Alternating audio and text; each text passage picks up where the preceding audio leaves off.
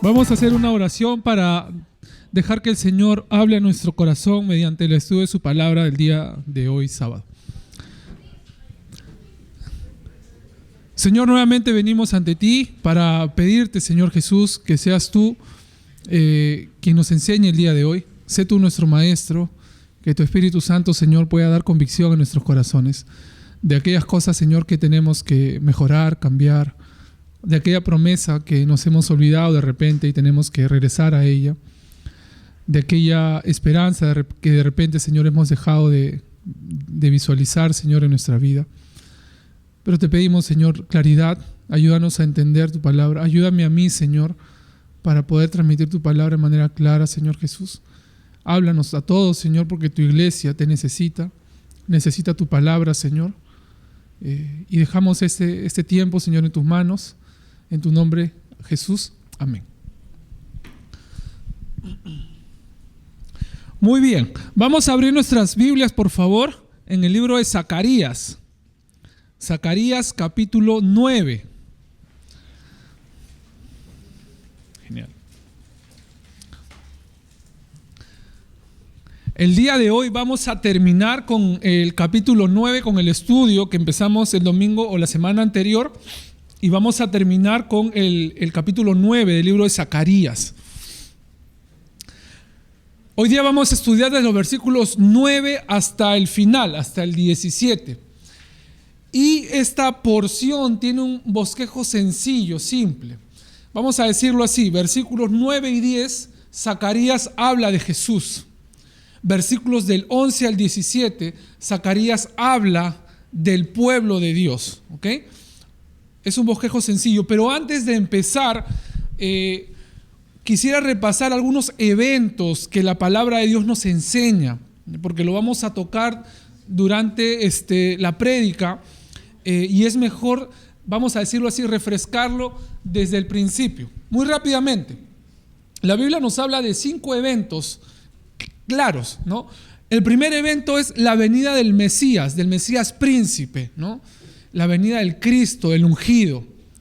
El segundo evento que nos menciona las Escrituras es con respecto al rapto o arrebatamiento, ¿no? El rapto o arrebatamiento. El tercer evento que nos enseña la palabra de Dios es la tribulación, ¿no?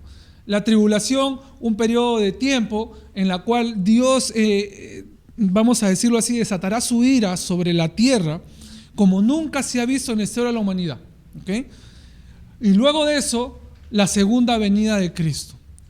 Terminados los 7 años de tribulación, la Biblia, creemos nosotros, sucederá la segunda venida de Jesucristo. Y Jesús viene por segunda vez para establecer el milenio.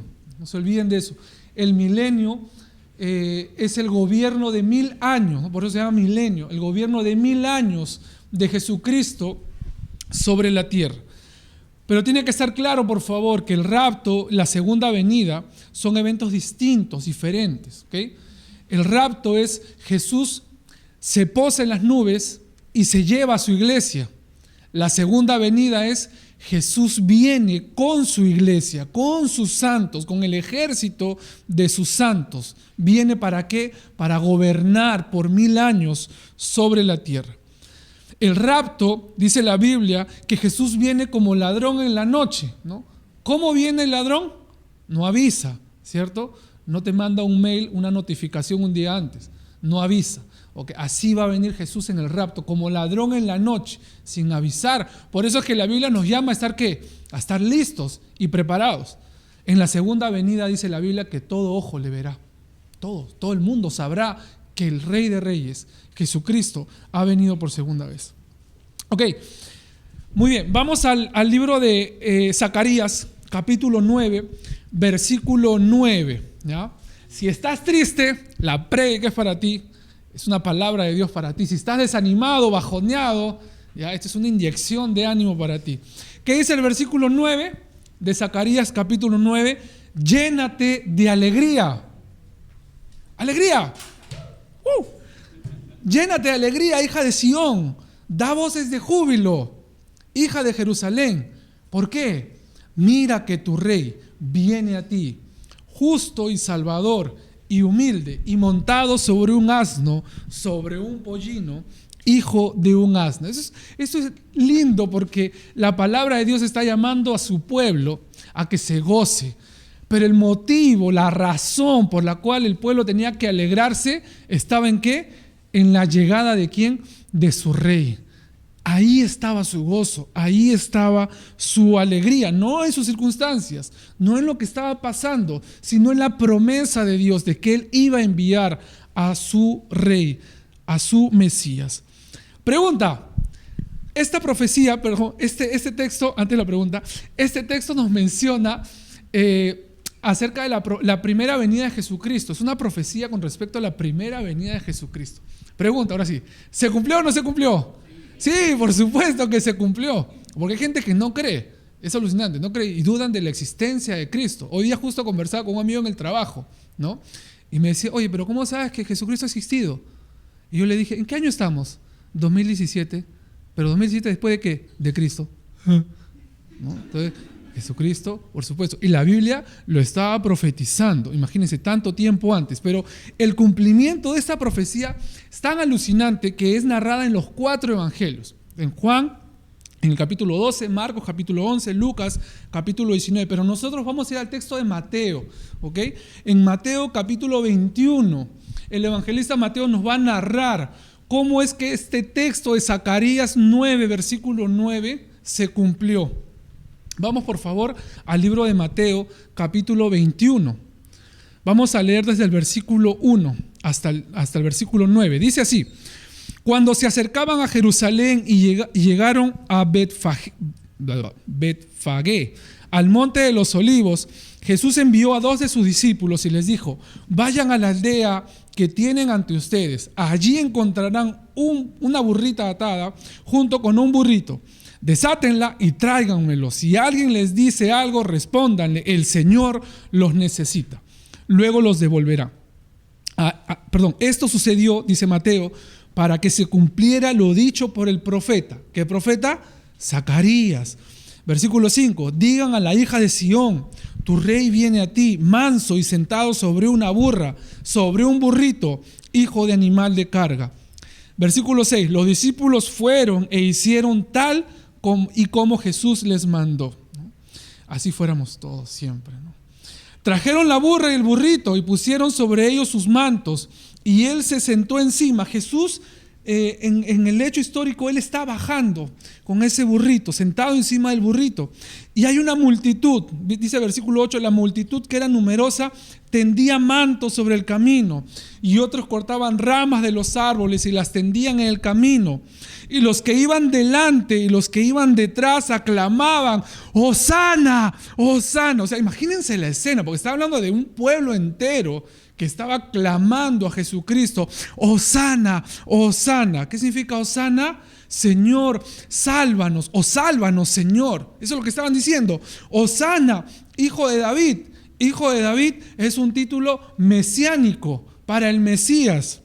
Bendito el que viene en el nombre del Señor. Hosana en las alturas. Realmente lo que el pueblo estaba aclamando es lo que se encuentra en el Salmo 118, que es un salmo mesiánico. Apúntenlo en sus casas, lo pueden buscar. Y cuando Jesús entró en Jerusalén, todos en la ciudad se conmocionaron y decían: ¿quién es este? Y la multitud decía: este es Jesús, el profeta de Nazaret de Galilea. Están proclamando a Jesús como su rey, como el ungido, como el Mesías prometido en el Antiguo Testamento por Zacarías, y el que era capaz de darle salvación. Esta escena que vemos en Mateo, ¿cómo se le conoce? ¿Recuerdan?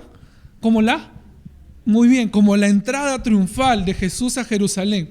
Este evento sucedió 5 días antes de la muerte de Jesucristo, lo que se conoce ahora en la cristiandad como el Domingo de Ramos. Recuerden que Jesús muere un viernes, y esta fecha de la entrada de Jesús a Jerusalén es un domingo antes de la muerte de Jesús. Pero esta entrada triunfal cambió un poco la perspectiva del ministerio de Jesús. ¿En qué sentido? Antes de la entrada triunfal, Jesús Sus obras nunca tuvieron aspavientos, nunca hizo un show de sus milagros, ¿no? Nunca hizo gran campaña, viene Jesús a sanar, no, nunca hizo eso. Él mayormente le decía a las personas que sanaba, le decía, anda, no se lo digas a nadie, glorifica al Señor, o ándalo de tu casa.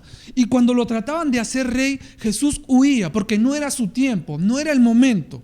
Pero ahora lo están proclamando rey y Jesús recibe esa adoración.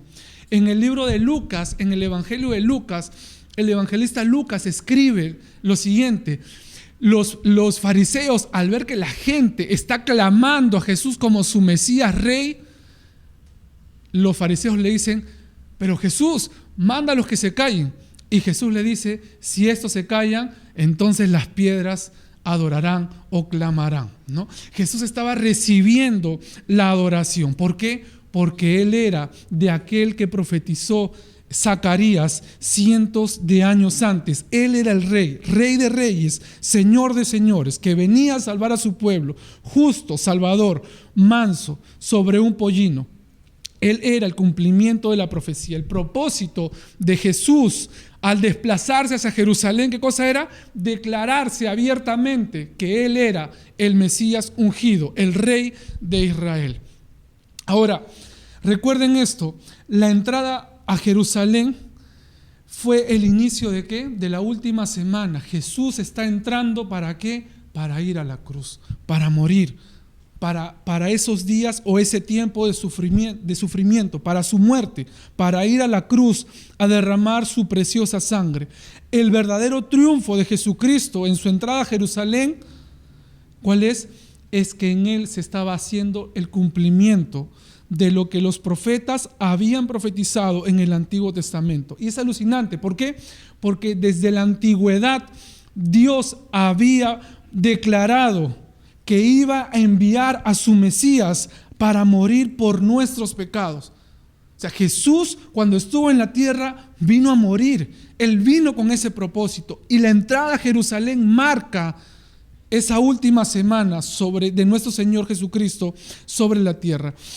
El Cordero preexistente salió de la eternidad, alucinen eso, o sea, salió de la eternidad y vino como un siervo humilde y entró a Jerusalén porque tenía que ir a morir. Nada fue accidental, todo fue conforme a lo que Dios había establecido. Nada fue casualidad, todo estaba preparado en el plan perfecto de Dios. Porque si Jesucristo no venía a morir, fritos nosotros, no hubiera salvación. Porque si no hay derramamiento de sangre, dice la palabra de Dios, no puede haber remisión de pecados, no puede haber perdón de pecados. Esta multitud es interesante cuando nosotros estudiamos esta multitud que está clamando a Jesucristo. Tiempo después fue la multitud que le gritaba a Jesús, ¡crucifícale! ¡Crucifíquenle! Esta multitud que en ese momento estaban clamando, ¡Hosana, Hosana! Bendito el que viene en el nombre del Señor. Es esa multitud de gente que después vamos a encontrar mandando a Jesús a la cruz. Pero sabemos que nuestro Señor fue voluntariamente, ¿no? Y es que Jesús no encajaba en los planes de la multitud, ¿no? Ellos querían un libertador de la opresión romana. Recuerden que en el tiempo de Jesús los romanos estaban sobre el pueblo de Israel. Pero Jesús venía a salvarlos ¿de qué? De la esclavitud del pecado. Y muchas personas pueden escuchar de Jesús y pueden recibirlo, a veces el mensaje con alegría, pero se dan cuenta que Jesús no encaja en sus planes. Las personas tienen su vida, tienen sus metas, tienen sus propósitos, tienen sus deseos. Y Jesús queda fuera de sus planes y propósitos y muy pronto terminan rechazando a Jesús. Ahora, hay algo que es interesante y yo los animo a que ustedes lo puedan estudiar en su casa, porque cualquiera puede decir, bueno, Pedro, pero cualquier judío pudo chapar su burrito y entrar a Jerusalén. O sea, ¿cuál es el punto aquí? No es tanto así, porque esta profecía tiene un sello especial, es alucinante. Búsquenlo en sus casas y estúdienlo, por favor. Si ustedes buscan en Daniel capítulo 9, versículos 24 al 27, van a leer que en ese texto Daniel está profetizando lo que se conoce como las 70 semanas de Daniel. Y Daniel profetizó que a la semana 69 de su profecía, el Mesías príncipe iba a entrar. Esas 69 semanas equivalen a 483 años y a un número exacto de días. La entrada triunfal de Jesús fue en el año exacto que Daniel estaba profetizando, en el día exacto que Daniel estaba profetizando. Todo fue planeado por Dios de manera exacta. Y Zacarías en este texto lo está profetizando de esta manera. Zacarías da un salto desde el versículo 9 al versículo 10, da un salto desde la primera venida hacia la era del milenio.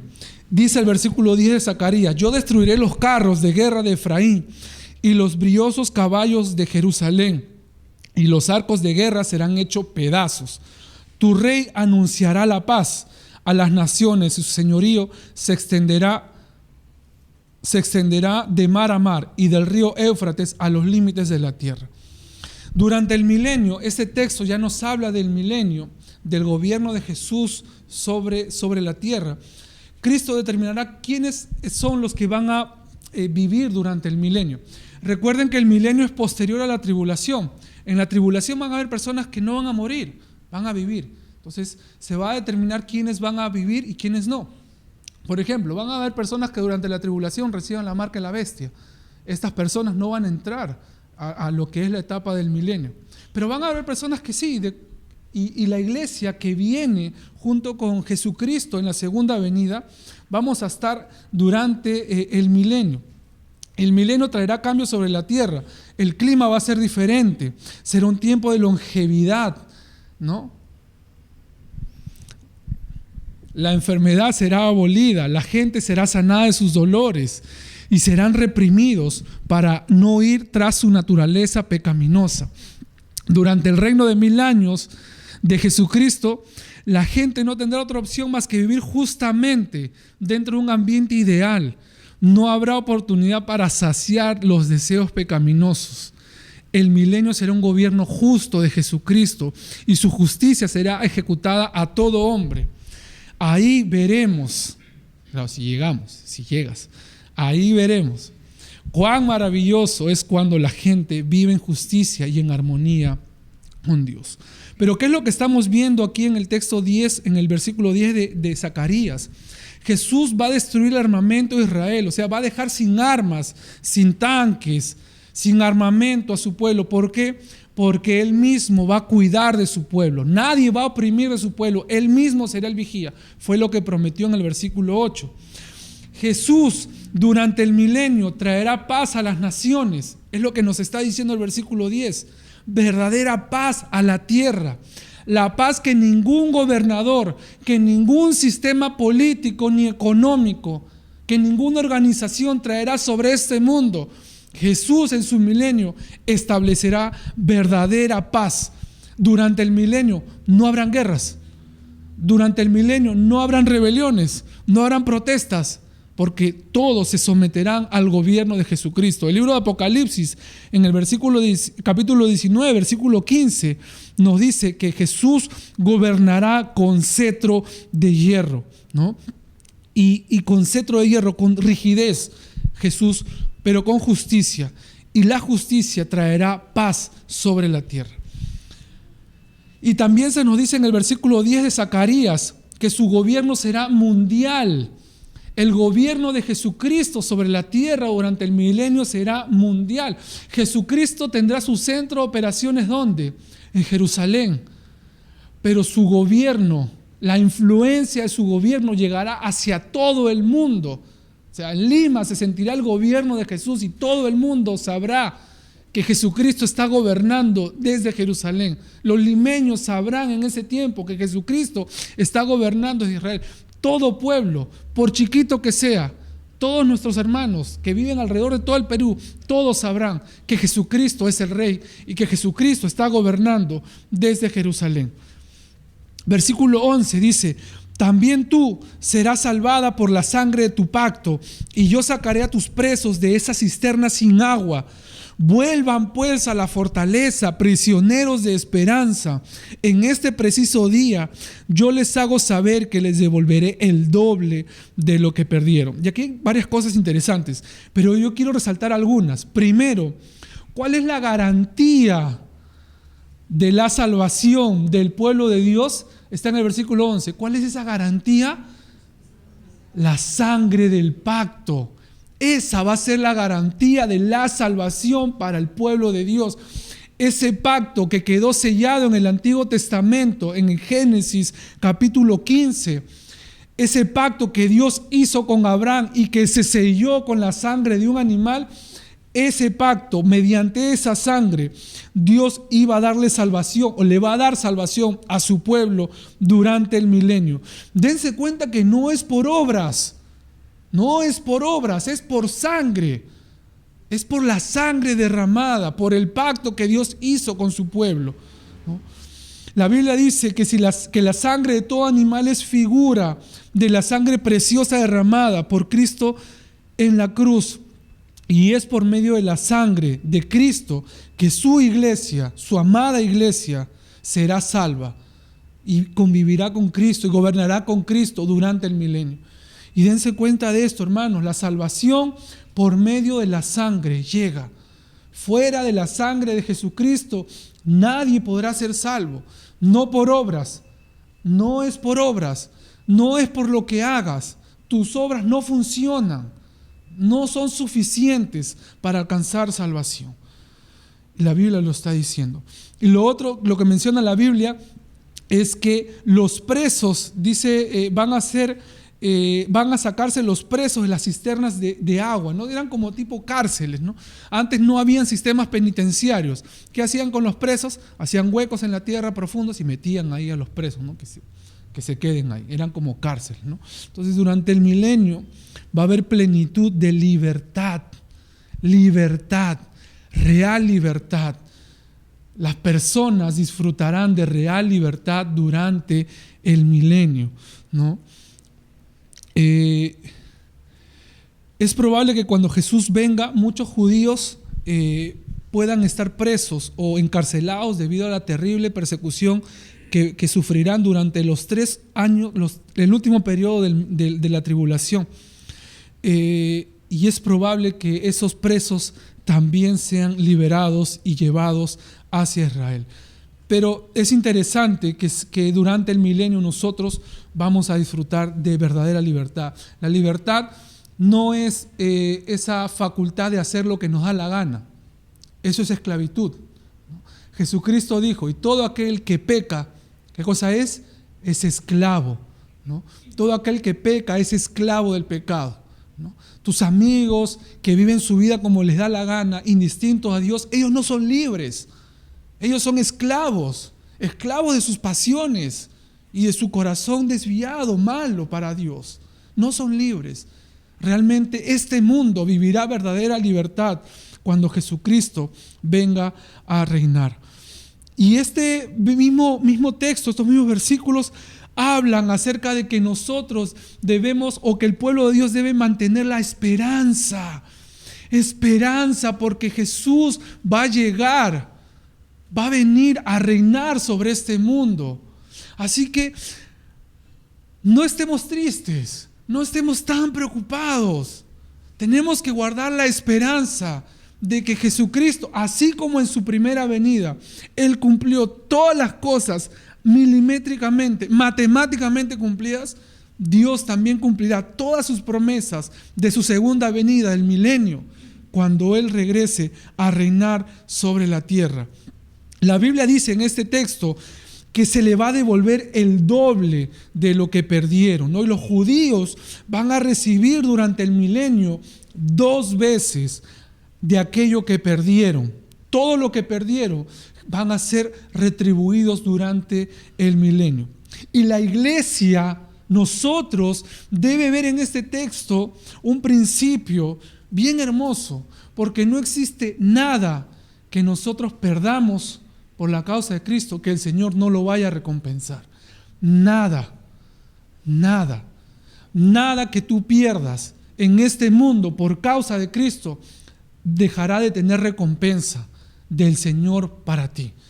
Todo lo que tú le entregues a Cristo por su nombre, por su causa, por su voluntad, por su obra, por su ministerio, por su corazón, por su gloria, nada va a dejar de ser recompensado. Dios va a recompensar todo lo que tú renuncies en este mundo. ¿A qué te aferras? ¿Qué es aquello que Dios te está pidiendo que entregues? Entrégaselo. Déjalo todo en manos del Señor. Versículo 13. Vamos a leer del 13 de corrido hasta el 16. Dice así: ya he tensado a Judá como un arco, y de Efraín he hecho una flecha. Voy a incitar a los hijos de Sión contra los hijos de Grecia, y haré de ti una espada de guerrero. Entonces se verá cómo el Señor los cubre, y cómo su dardo sale como un relámpago. Y el Señor tocará la trompeta mientras avanza entre los torbellinos del sur. El Señor de los ejércitos les dará su protección, y ellos lo destruirán todo. Despedazarán las piedras para las ondas, y beberán y se carcajearán como embriagados de vino, y se derramarán sus copas como los cuernos del altar. Cuando llegue ese día, el Señor su Dios salvará a su pueblo como si fuera un rebaño, y los exaltará en su tierra como a las piedras de una diadema. A ver, aquí en este texto que he leído, el versículo 13 al versículo 16, hay tres frases que me gustaría que ustedes las resalten en su Biblia, porque son promesas lindas del Señor para nosotros también. La primera está en el versículo 14. Dice: entonces se verá cómo el Señor los cubre. La otra está en el versículo 15. El Señor de los ejércitos les dará su protección. Y la otra está en el versículo 16. Cuando llegue ese día, el Señor su Dios salvará a su pueblo como si fuera un rebaño. De estas tres cosas, ¿a qué nos suena cuando las lees? ¿Qué entiendes? Cuando la Biblia dice que el Señor los cubrirá, que el Señor los protegerá, que el Señor los salvará, ¿qué entiendes? ¿Cómo? Sí, el Señor vuelve, sí. ¿Qué más? El Señor va a proteger. Exacto, Dios va a proteger a su pueblo durante el milenio. Estos versículos del 13 al 16 muestran una palabra que muchos comentaristas tienen algunas complicaciones con esa palabra, que es Grecia, porque los griegos o Grecia como tal surge posterior a la profecía de Zacarías. Por eso algunos piensan que es un agregado posterior a esta profecía, ¿no? Pero el original en el hebreo es Javán, es la palabra que se traduce como Grecia, ¿no? Y en las escrituras se nos enseña que los griegos fueron los descendientes, ¿no?, de Javán, que es mencionado en Génesis capítulo 10. Esta profecía, esta porción, habla acerca de una profecía que tuvo cumplimiento, un cumplimiento histórico en el año 165 a.C., en la revolución conocida como la de los Macabeos, ¿ya? Rápidamente, Alejandro Magno deja de gobernar. Recuerdan que hemos hablado de él el domingo pasado. Muere. Él muere joven, a los 33 años. Y luego de su muerte, 4 gobernadores se levantan, sus 4 generales se levantan, ¿okay? 2 de ellos, Ptolomeo y Seleuco, no sé cómo se pronuncia hasta ahora. Y de Ptolomeo nace la dinastía de los Ptolomeos, y de Seleuco nacen los Seleucidas, ¿okay? Lo van a escuchar en algún momento, ya lo saben. ¿Qué es lo que pasa? Hay un hombre griego llamado Antíoco Epifanes. Era un gobernador que quiso que los judíos renunciaran a su religión y a su identidad, y los judíos se negaron.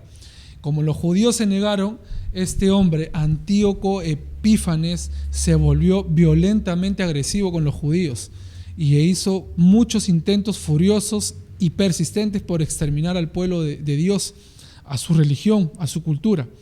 Por ejemplo, en el año 168 se cuenta que este hombre, Antíoco Epífanes, devastó Jerusalén. Ofreció sacrificios de cerdos en el templo de Jerusalén. Recuerden que el cerdo es un animal inmundo delante de la ley de Dios. Levantó un altar a Zeus dentro del templo de Dios. Dentro del templo de Dios. Prohibió el culto en el templo. Prohibió la práctica de la circuncisión bajo pena de muerte. Vendió miles de familias judías como esclavos. Destruyó todos los ejemplares de las escrituras que encontró a su paso. Mató a todos los que descubrió que tenían ejemplares escondidos. Recurrió a toda clase imaginable de torturas, obligando a que los judíos renuncien a su fe, a su religión, a su cultura. Y en este contexto se levantan una familia, la familia de los macabeos. El papá, Matatías Macabeo, ¿no? Y con sus hijos. El más resaltante de sus hijos, Judas Macabeo, ¿no? Y con estos hombres de la familia de los macabeos realizan una revolución. Y una revolución realmente muy sorprendente porque las circunstancias eran muy desfavorables, ¿no? Muy desfavorables. El ejército griego había tomado Jerusalén y era prominentemente muy superior a al ejército judío, a lo que los judíos podían hacer. Y bajo la poderosa mano de Dios y el cumplimiento de esa profecía logran liberar Jerusalén, y Judas Macabeo logra purificar el templo de los sacrificios inmundos y vuelve a dedicar el templo, ¿no? A partir de esa fecha se instaura lo que es la fecha de la dedicación o la fiesta de la dedicación o la fiesta del Hanukkah, ¿no? Justamente en base a la dedicación o a la rededicación del templo por Judas Macabeo. Ese es el cumplimiento histórico de esta profecía, pero el cumplimiento pleno de esta profecía será durante la batalla del Armagedón. ¿Y qué cosa es la batalla del Armagedón? ¿Recuerdan? Les he mencionado el tiempo de la tribulación. Luego viene la segunda venida de Cristo. En esa segunda venida de Cristo, la Biblia dice en Apocalipsis, capítulos 16, del versículo 13 al 16, léanlo en sus casas, que los pueblos se juntarán en un lugar para pelear contra Dios, ¿no? Y Dios, Jesucristo, llegará con su iglesia y va a pelear la batalla del Armagedón. Obviamente que Jesús va a hacer y los va a exterminar a todos, pero todo el mundo, los ejércitos van a reunirse en ese lugar y van a estar con sus armamentos, pues, biológicos, químicos, nucleares, tanques, aviones, todo lo que podamos imaginar. Y Jesucristo va a venir a pelear esa batalla. Y es interesante lo que se nos menciona en estos textos, o en este texto, en este pasaje, como características del pueblo, de la batalla de Armagedón. Dos cosas que van a pasar. Primero, Dios peleará por su pueblo. Dios va a ser quien pelee esa batalla y Dios va a ganar. Les he mencionado que el Señor cubrirá a su pueblo, pero es interesante porque dice en el versículo 14 que se verá cómo el Señor cubre, cómo el Señor protege a su pueblo. O sea, el mundo entero sabrá que Jesús está peleando esa batalla, que Dios mismo está protegiendo a su pueblo. La Biblia menciona que despedazarán las piedras como ondas, ¿no? Los van a hacer trizas a los ejércitos que se están juntando para pelear contra Dios. Beberán y se carcajearán como embriagados de vino, ¿no? Habrá una gran celebración, una gran victoria. Derramarán sus copas como los cuernos del altar, ¿no? La sangre de los enemigos de Dios que se derramará será visible en aquel día, como la sangre que corría por los cuernos del altar del sacrificio. Y esta parte termina con un texto, el versículo 17, que dice: cuánta bondad, cuánta hermosura, el trigo y el vino llenarán de alegría a los jóvenes y a las doncellas. Yo personalmente creo que Zacarías está extasiado de lo que está viendo. O sea, lo que él está viendo lo lleva a decir: cuánta bondad, cuán hermoso eres, Señor. O sea, Zacarías, proyectándose en su visión, lo que él está mirando, hace ver que Dios es bueno, que Dios es hermoso. Y una característica más del milenio: abundancia. Abundancia. Dice la Biblia que el trigo y el vino llenarán de alegría a los jóvenes y a las doncellas. Y así será el milenio. No habrá escasez, habrá harta comida y habrá harta bebida. Nada escaseará, no habrá pobreza, ¿no? Y a los que nos gusta comer, disfrutaremos del milenio. Pero la pregunta es: ¿dónde vas a estar tú? ¿Dónde va a estar tu alma en ese tiempo? ¿No? Cuando Jesús venga por su iglesia, ¿te vas con Jesús? ¿Vas a regresar tú para pelear el Armagedón? ¿Vas a regresar tú con Jesucristo? ¿Dónde se va tu alma si Jesús viene en este momento? ¿A dónde te vas? ¿Qué estamos haciendo con nuestras vidas? Es importante que reflexionemos en eso. Vamos a orar para terminar esta parte y vamos a seguir aprendiendo del Señor, formando grupos pequeños. Vamos a ponernos de pie, por favor, para hacer una oración.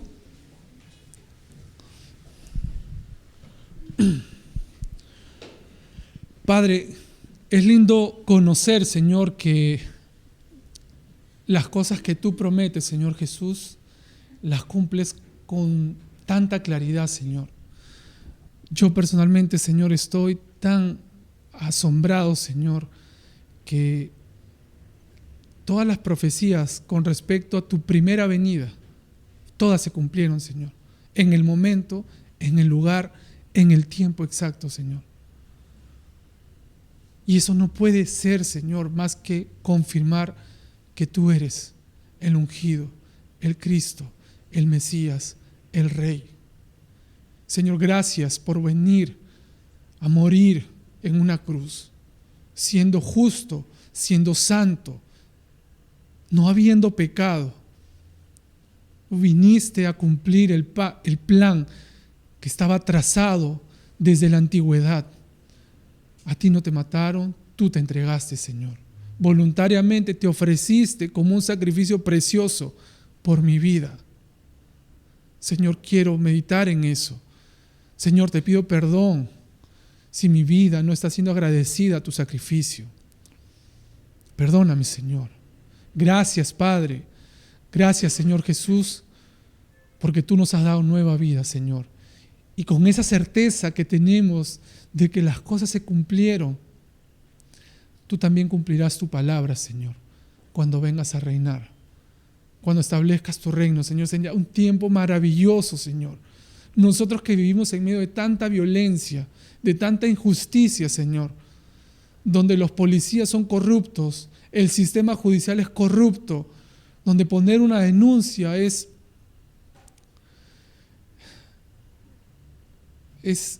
nada, no llega a nada, Señor, porque viene el poderoso, el que tiene dinero y influencia y compra a los jueces, y no hay justicia en este mundo, Señor, y no hay paz. Pero cuando tú vengas a reinar, Señor Jesús, sabremos lo que es vivir en paz, Señor Jesús. Tú nos regalarás un tiempo, un gobierno en este mundo maravilloso, como lo dice tu palabra. Y permítenos, Señor, seguir aprendiendo de ti durante este tiempo en grupos pequeños, Señor. Amén.